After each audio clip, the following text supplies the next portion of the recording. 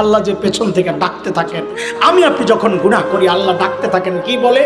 ইয়া আইয়ুহাল ইনসান মা গাররাকা বিরাব্বিকাল কারীম। আই বান্দা, ওই কারীম রবের ব্যাপারে তোরে কে ধোকায় ফেলছে? মানে কি?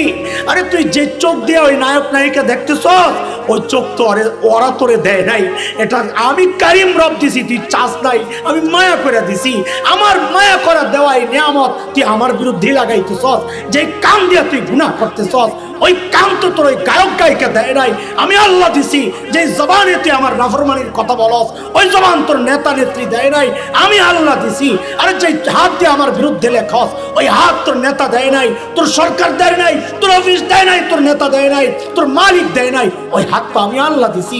আমার দেওয়া অঙ্গ দিয়া তুই আমার বিরুদ্ধেই লেখছস, আমার বিরুদ্ধেই বলছস, আমার বিরুদ্ধে কথা শুনছস, আমার বিরুদ্ধে আমি যা নিষেধ করেছি তা দেখছস। কেন রে বান্দা, কি পাইয়া তুই আমারই ভুলে গেছিস?